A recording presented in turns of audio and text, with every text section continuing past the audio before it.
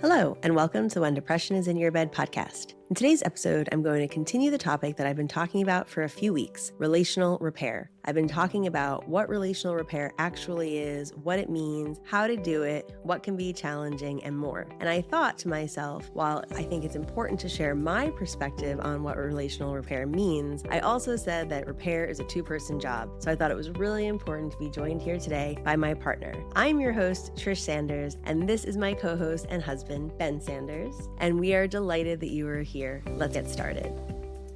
So as I mentioned in the last several episodes, I've been talking about relational repair, and you might think of that as an apology or a way to respond after there's been an argument or a conflict. And I've been talking about relational repair as a goal of restoring connection, which does not always necessarily address a behavior change, although it certainly might be able to be included in a repair process. And a repair process might not actually always include an official "I'm sorry." It really depends on the people in the relationship and the situation and so much more. But I wanted to talk today with my husband, Ben, about some of the challenges that we've had and even still continue to have in some ways around the repair process. So hopefully you can listen in, relate. I'm very open to you sharing what might be difficult for you in your repair process so we can talk more about it and explore it further. Hello. Hey, honey, how are you? I'm very well. How are you doing today? I'm pretty good. It's sunny out. It is sunny out.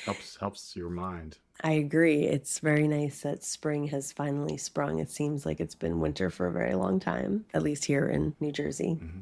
Yeah. I thank you for joining me today to talk about repair. We're still trying to figure out how to prepare episodes where they're not scripted, but also we're both involved in choosing the topic. And so we have an idea about what we want to talk about, and we did decide that we're not going to do the full structured imago intentional dialogue, but we will be speaking dialogically. So you'll hear us using mirroring and validation and empathy in the process, but we won't be officially choosing a sender and a receiver and then going through a full half the dialogue and switching. It'll be a little bit more conversational as we talk about the repair process. So I had mentioned that out of the last several episodes, I thought that two themes that came up for me that I recognize that show up in our relationship when it comes to the challenges around repair are, one, how the very first episode started out with our son saying, "I didn't mean to," and that was a trigger for me because that's something that you often say or have often said. I think you probably still say it sometimes, that you didn't mean to do something, and then that feels like it's negating my experience and the impact. And so I wanted to talk about that, but I was really particularly curious about your experience of when you legitimately didn't mean to be hurtful and what's happening for you. So that was one thing I was curious about.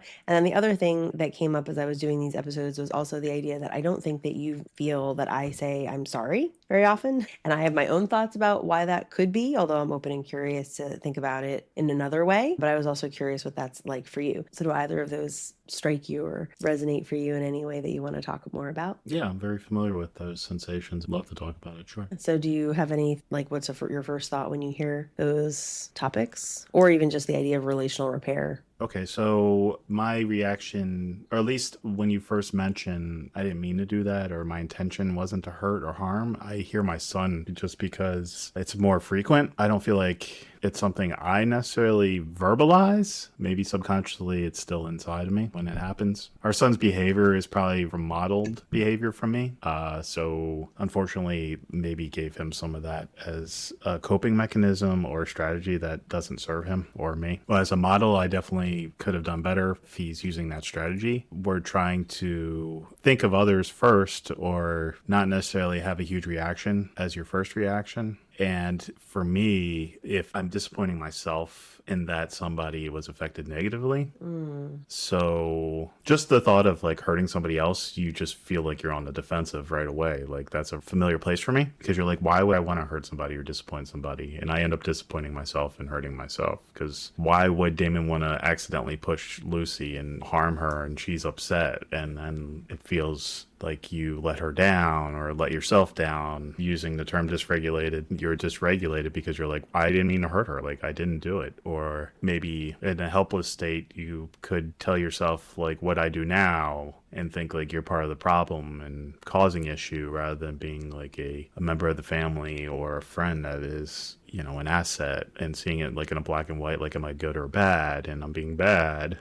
So let me see if I got you. I want to see if I can just do a little summary mirror there. So if I'm hearing you, I heard you say that when you think of that term, I didn't mean to, what first comes to your mind is our son, because you think that at this point you hear him use that more frequently than you notice yourself using it. And you also recognize that maybe that's something that you either have said or has been an internal experience for you, and you took some accountability on perhaps you have modeled it over the course of our son's life. He's 14 now, so he may have witnessed your reaction in that regard. And so that you're thinking perhaps he learned that response from watching you, and that it wasn't necessarily the most helpful thing to model. And yet you're also realizing that when you hurt somebody unintentionally that you love and care about, as we talked about, that our son hurt our daughter by accident, pushing her past her, behind her in the chair, that you do recognize for yourself it has brought up feelings of questioning almost your worth. It sounded like am I good enough, or am I bad for hurting someone that I love? And so you do recognize, as I talk about dysregulation a lot, but there's sort of been this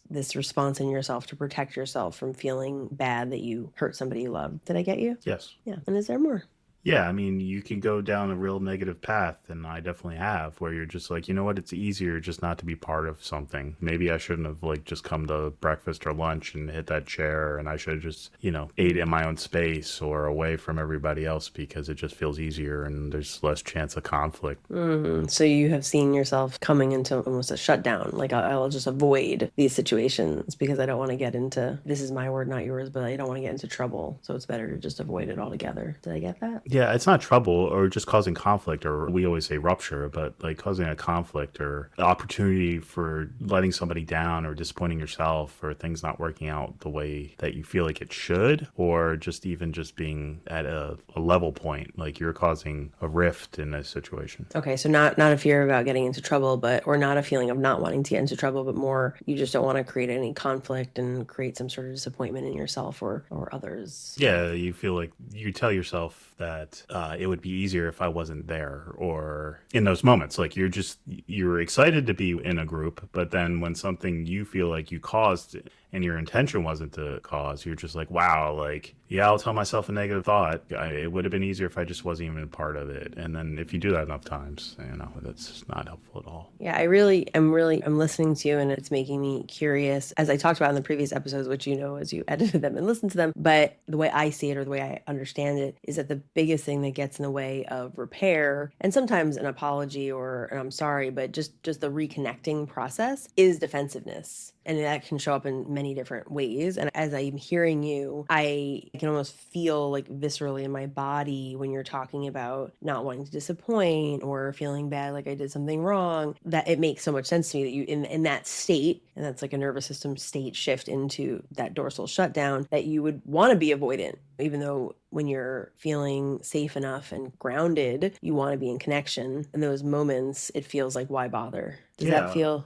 Yeah, why bother is one thing, and I mean, if you want to go to like the real source of things, it's like feeling lovable, right? So you're, again, this is a story you could tell yourself because it's not true. Because of course, like, we love our family, and I love my son, and I knew that he wasn't trying to hurt her. Like, that makes sense. But like, maybe when I'm not in a clear head or he's experiencing dysregulation, you're just like, well, you don't feel very lovable to yourself, and you're telling yourself a story of that the people around you are loving you less because you caused this. It doesn't make sense, but like in the moment, I can feel something completely irrational, that I'm not lovable because I caused somebody discomfort. Well, you're saying it doesn't make sense. I think everything makes sense all the time that people do. It might not be right or good or healthy or whatever, but that comes from somewhere, and we don't have to dive deep into it. But I think you're touching on something very vulnerable that is underlying, I think, for both of us. I'm saying for both of us because I relate to what you're saying, but that idea that when you do something quote unquote wrong, that it can trigger that or touch on that tender place underneath of, I'm not lovable if I did that thing, or if I hurt somebody that I love. And you're saying it doesn't make sense. And I think that it might not be accurate or true. Like, if, you know, Yeah, irrational thought, right? So I'm measuring myself through irrational thought. I'm not lovable because I caused somebody to experience discomfort, or I created dysregulation in myself irrationally. So you're calling that irrational thought because it's not accurate. It's not an accurate measure. Correct. Okay. I would use different wording. I mean, I wouldn't necessarily say it's a rational thought either. Like it's that's like very black or white, but I think that What kind of language experience would you use?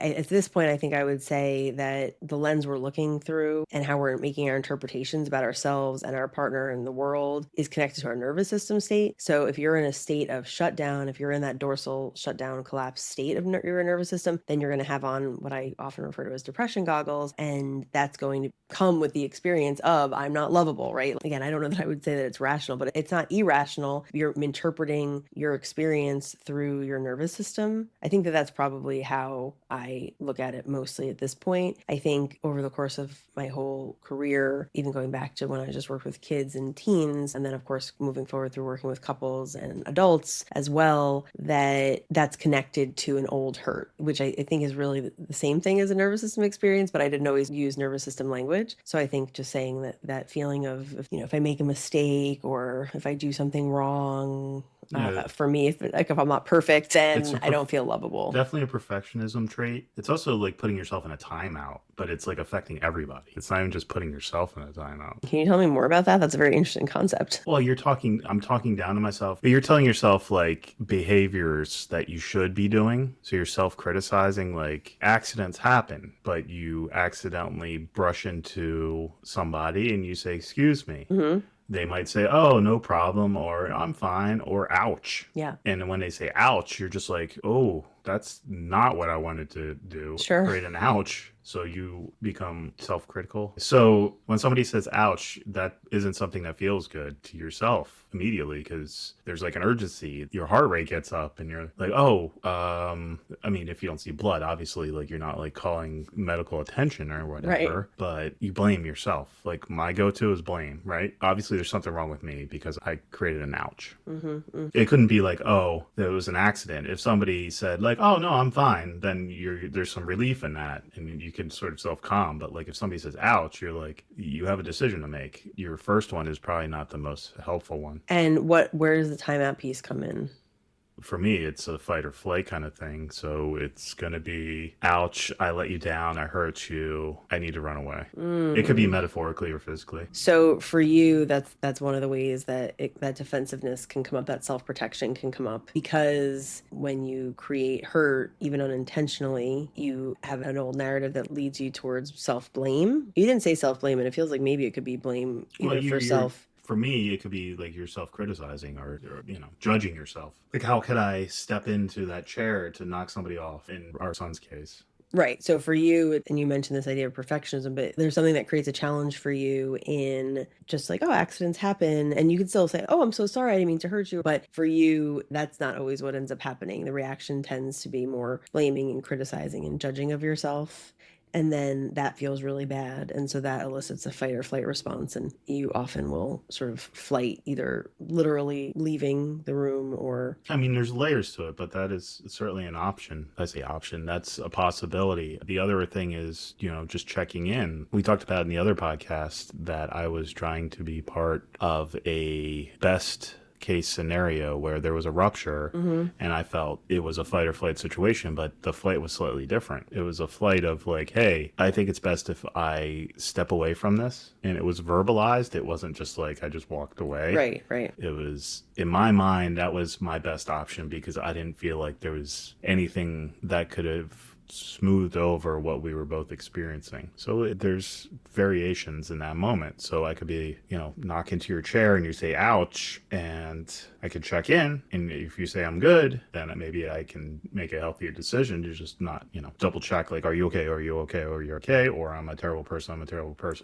or I let this happen. How could I let this happen? But there's some nuance into what path you take in these moments. Yeah. As you're talking, a couple of things are coming to mind. One, I think that you hurt your partner or someone you love, even unintentionally, there's so much room for it to become about a self-criticism or a self-blame, and that it makes so much sense when people go into that self-protective mode, whether it's shut down and collapse and avoidance, or whether it's in that fight or flight mode, because then people can certainly fight back and attack back towards their significant other, or it could be a self-attack, or they can run and leave the room or whatever it is. But to me, it feels so understandable. Like it makes so much sense that those processes can happen and that they get in the way of reconnecting. And those behaviors also then can get misinterpreted. Like, why are you acting that way or why are you doing that? And I know for myself, I absolutely historically, I don't feel this way as much anymore, although it still comes up sometimes. But I used to often feel like you were making it about yourself and not having awareness into all of the layers of things that were happening for you. And now understanding more about what's happening for you, it doesn't take away the impact that whatever happened on me, but it does make me more curious on what your intentions were and the impact the situation is having on you, which I think that that curiosity and empathy is definitely helpful in reconnecting. So that's one thing that I'm thinking about. There's so much room for a little ouch to become a big disconnect or like a big rupture. And that's why the importance of repair and really understanding what repair means and being able to get back to a connected, safe place. Like, hey, maybe there is room for a behavior change, or maybe one or both of us need to do things in a new way, or maybe we just need to hear each other a little bit differently. However, if we're working in partnership and we're working together and there's a trust, like we can figure this out together. And then the other thought that it reminded me of was you said a long time ago, a few years back at this point, something like you realized a shift in our conflicts or in the ruptures that happened, that you said, I'm going to slightly misquote you, I'm trying to remember, but you said something like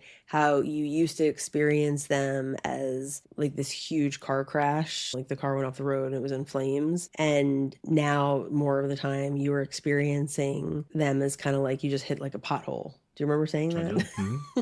So as I hear you, it's like if you're thinking that it's your fault, and again, like I totally relate to this. I know like not feeling lovable and feeling like I messed up and so the whole world is going to end kind of feeling, even though it's really not going to. And I know that, but that's like a dorsal thought or a sympathetic thought with those goggles on. And our nervous system state can sort of distort our reality in a way that it feels really real. But if we're thinking there's something wrong with us, we're not lovable, that's like a car crash. That's painful. That's really painful. And it can create huge rupture and disconnect in a relationship. And for us, I think it used to go on for weeks and even into months that would happen. And the repair process would take so long to actually occur. However, when we have been more grounded more of the time, feeling safe enough more of the time, then the same exact conflicts might just be that little bump in the road.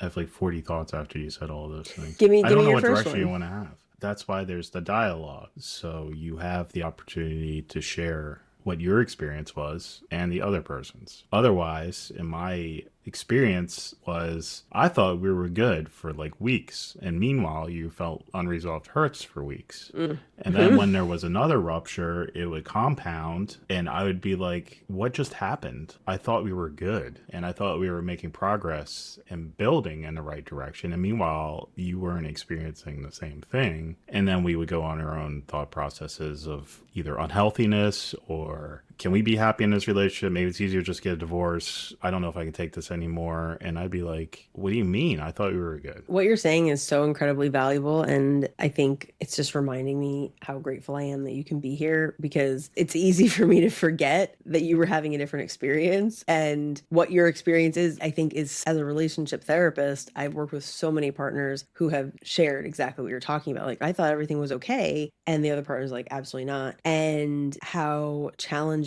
that is. And again, I think you're right. There's so many different avenues we can go into, but to kind of just for today's conversation, I'm thinking like tying it back to this idea of I didn't mean to, because as you said that, it's hard for me to remember details, but I can remember the experience of holding on to a lot of hurt and anger and frustration and definitely contributing in a huge way to more disconnect, because I would be shut down myself, like going through the motions, kind of going through life, not communicating necessarily that I was hurt or frustrated still, or that a repair needed to happen.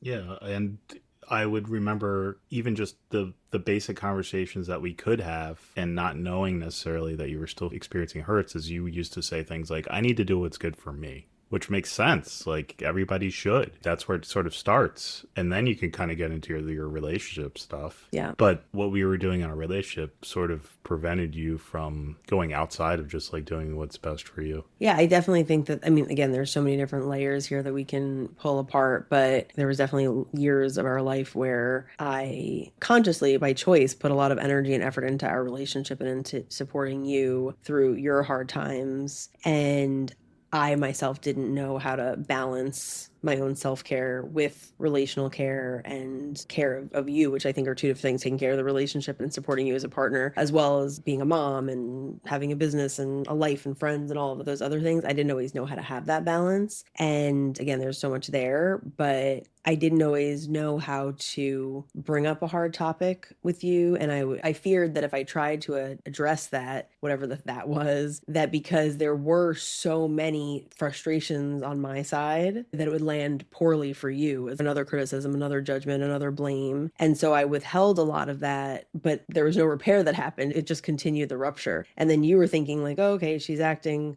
fine enough, and so things must be fine, but there wasn't communication around that. Yeah, I mean, it's hard to be vulnerable when you're hurt. Yeah. And I think that connects to the idea too of like not saying I'm sorry. To be honest, I don't really, my own perspective is that I do say I'm sorry, but I think that you feel differently. Can you just speak to that? I mean, how long do we have here? This is a whole nother episode. Sure you want to go down here? Can we do it briefly? Yeah, I guess. So this is so fascinating to me. These are conversations I don't know if we have. I mean, we do in part have. I agree. I just don't know there's so many things I want to say. The thing about I'm sorry is really in my mind is accountability. And in my relationship with you, it just felt like I was constantly the one that had problems. And in our relationship, I was the one who always had to feel like they were improving or causing conflict or messing up or bad. Mm-hmm. Sure. So the dynamic was I was the one that was the mess up and I had to fix things. And fixing means I'm sorry, which means it doesn't happen again. And apologizing for myself and the messed up one or the bad one. And not to necessarily balance things out, but when there were times where there was conflict in the other direction, it wasn't to say like, oh, I'm pointing out that my intention wasn't to point out your faults, just more of the accountability. My idea of the relationship was always to meet halfway in those moments and saying like, hey, that hurt me too. Like I get hurt sometimes. My imprint of you and my thoughts in the relationship was, Trisha never messes up and Trisha always feels like she's the right one and I'm the wrong one. So how are you supposed to meet halfway with somebody with that vision of that person in the relationship? It was an unhelpful vision, but I'm just fighting for the relationship balance at those moments because it just felt like I was always in the place of having to create resolution. And when I'm hurt, it doesn't seem to matter as much. I'm very curious about that. And I think that we should talk more about this,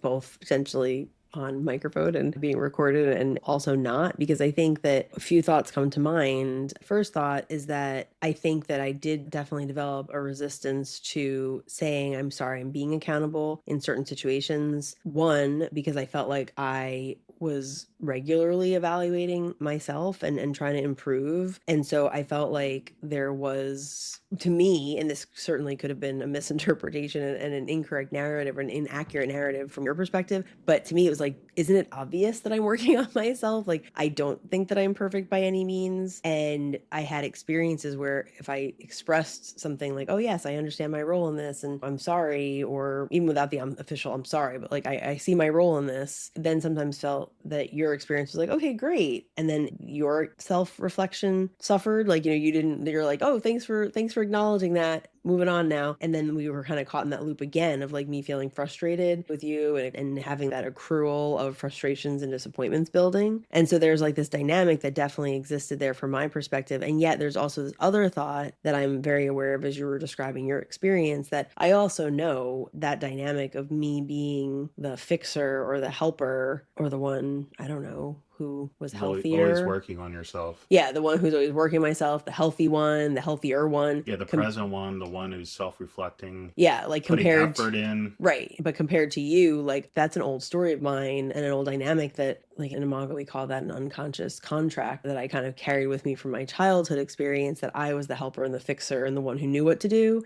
And so then you, in that case, had to be the one who was the problem, needed to be fixed, all of that. And so I'm really sitting kind of holding both of those, and maybe even more than two realities in there, but all of those realities that I think were intertwined and complex and kind of working together to keep us in that dynamic for a long time. But are we talking about present or past? Or are we doing both? I mean, the emphasis here is really the dialogue gives an opportunity to give each other's perspective. Mm-hmm. But we're also reflecting on what is happening during our life experience, our shared life experience and relationship and parenting. So, like, where are we trying to focus on right now? Are we trying to share, like, our history or how the dialogue helps, or just kind of like general, I like, think across the board? I think that I don't have like a specific goal in mind. I think all of it matters. I think the importance of the dialogue or the helpfulness of the dialogue is really valuable. I think that the idea for me for the episode today is focusing on repair. And for me, I think it is a little bit of the evolution. And that's probably Mm. where I would like wrap up like this Okay. episode because I think that, and really building both sides, because I think that not building both sides like as a debate, but like building awareness and empathy for both sides of our experience is key for me because you were hurting and that's why you would say like I didn't mean to or whatever the exact words that you said if they weren't I didn't mean to, but you were having an internal experience that was really painful and I think that that's important, right? Even though I was like, hey, pay attention to my impact. So I think we've covered a lot of ground today and there's so much more to cover. Relationships are rich and complex and the repair process and what creates disconnection and what helps partners move back towards connection I think is a vast topic and so certainly we can't cover all of it today, but I think that my goal for today was to address, I think of it as the evolution of our repair process because we were not very good at repair process for a very long time. And I think that we're far better now, far better, like light years better than we used to be. And in listening to what we talked about today and thinking about what I've been talking about over the last few episodes, one of the big concepts I've been talking about is that intention matters, but impact really is what matters. If someone says that there was negative impact on them, then that needs to be addressed because then there was a relationship rupture. They don't feel safe to be in the relationship or move towards their partner. They feel that they need to protect themselves and that creates more and more rupture. And again, as we're talking about, that can accrue over time. However, in all of the moments where either you or me, quote unquote, didn't apologize, if I felt like whatever was getting in my way of saying I'm sorry, or if you felt like you didn't intend to hurt me and whatever was happening, the reality is that both of us were experiencing very real and valid hurts and pains internally that were perpetuating the disconnect. Does that make sense? Yeah. Yeah. And even in this conversation, then we've talked about different pieces of this within specific situations over many years. I'm still being reminded of how important it is to not just assume that I understand your perspective, even if I have a good idea of it. And I often do have a good idea of your perspective at this point. We've had a lot of conversations, but there's no better way to know your perspective than to hear it. And I think that this feels important in the repair process to really be curious about the other person's experience. I think it's always important, and that is, Mm. in fact, what the dialogue helps you do. What takes you out of your own mind a little bit because you're talking about action and impact. So if you're on either side of that, you have to be curious. Otherwise, you're going to defend and be defensive. Yeah, and like sitting here talking to you, it's like making me even more curious and thinking about where we are today. And maybe we can kind of just before we wrap up, think about that. What's your experience of our repair process today? Because we have been talking about a lot of things that span over literally 2 decades of our lives together. But today, how do you feel about our current repair process, what it looks like, what's different, what we do better, hopefully? What I think being timely and recognizing what's going on. Either I'm having a reaction or I'm creating impact rather than holding on. I think being confident in communicating that. I mean, you can't discuss everything. That would be exhausting, right? You just can't. But when it's really meaningful to you, it might, the more you think about it, it might build up to something. Or the more you think about it, you might say it's not as impactful as you initially thought it was. So just finding the balance in time we've improved upon. Yeah. And importance. Like, we know we're important to each other, but we're showing how important we are through our resolution. That's beautiful. Can you say more about that? That really touched my heart. So if I nudge your chair accidentally, of course I'm not trying to hurt you. Like, we know that. Right. If I was trying to hurt you, that's a whole nother level of impact. Right. That's a different. So there's a lot of relief in knowing that your family and your partner know that you have no ill intent. So then you have a clear head to see your impact on others and be curious on their perspective and create a repair. Yeah, I think, as you're saying it, it's so interesting to have these conversations because it's really bringing up a lot of important perspective or what feels like important perspective to me. I think that that's really one of the things that I've noticed about the evolution of our repair process and why I said that what you said earlier touched touched my heart, because the way I heard, and I won't be able to quote you directly, I have to go back and listen to the recording, but what you actually said, the exact words. But as I heard it, you said something about how knowing the importance, I think, of both partners, like how important we are to each other, helps move towards resolution or helps move towards the repair process. And I think that that's exactly what was so hard for so many years, because I don't think that we were not important to each other at all. I think we were both I think we've always been very important to each other for many, many years. But when either of us go into that self-blame, self-criticism, self-judgment place, or if we're judging, criticizing, blaming the other person, and we're in those dysregulated self-protective states, you forget you're important to the other person, and you forget that even sometimes how important they are to you. And that's the essence of rupture and disconnection. I hear you saying that. And so when you said what you said before, I think the reason it touched my heart is because we have in fact come so far that we've been able to maintain that sense of we are both important to one another, and be able to stay safe enough and more grounded and more in that ventral state of our nervous system, the lens I look through now, that connection is possible. And that's when repair is possible. And every little conflict doesn't turn into this giant flaming car wreck, that we have more and more experiences that are just kind of a bump in the road, and it doesn't obliterate everything and the whole connection that we have. And I think that's what I've experienced, and hearing you say it just felt really sweet, because we've in fact come such a very long way. And I'm glad that we have figured out how to reconnect over all of these years through a lot of disconnection. It's been very worth the journey, and I'm really happy to be able to share it here today and hopefully help other people move towards the ability to remember that they're important to themselves and that they're important to their partner, and to remember that their partner is important. And of course, some people will break up or get divorced, and that might make sense for them. But I think a lot of people are just struggling with a lot of dysregulation and a lot of self-protection. And that's really kind of the basis of everything I do, is to be able to help people feel safe enough in relationship so that they can experience connection like we have at this point, particularly in our lives. Anything you want to say in closing? I mean, there is no closing. This is just an evolution. And we have a milestone mindset. Instead of getting a new rental car every single time because it crashes and burns, like, we just put some miles on the car instead of crashing and burning. Yeah, it's nice to not crash and burn so often. We still crash and burn a little bit, but I think what you said before, like about being timely, that's something I see also a huge shift in. One or both of us is like, hey, this feels bad. Disconnection is not where I want to be, and I don't want to stay here. And we move towards repair much more quickly than we used to. Thanks for being here today, and I look forward to our conversations between now and next month, but also I look forward to our conversation on the podcast next month. As usual, thanks for inviting me. As our time comes to a close, I ask you to keep listening for just a few more moments, because I want to thank you for showing up today, and I want to leave you with an invitation as you hit stop and move back out into the world on your own unique wellness journey. In order to move from where you are today to the place where you want to be, the path may seem long or unclear or unknown. And I want you to know that if that seems scary or daunting or downright terrifying or anything else, that is totally okay. Know that you do not have to create the whole way all at once. We don't travel a whole journey in one stride. And that is why my invitation to you today is to take a step, just one. Any type, any size, in any direction. It can be an external step that can be observed or measured, or it could be a step you visualize taking in your mind. It can be a step towards action, or towards rest, or connection, or self-care, or whatever step makes sense to you. I invite you to take a step today, because getting to a place that feels better, more joyful, more connected than the place where you are today is possible for everyone, including you, and even when depression is in your bed.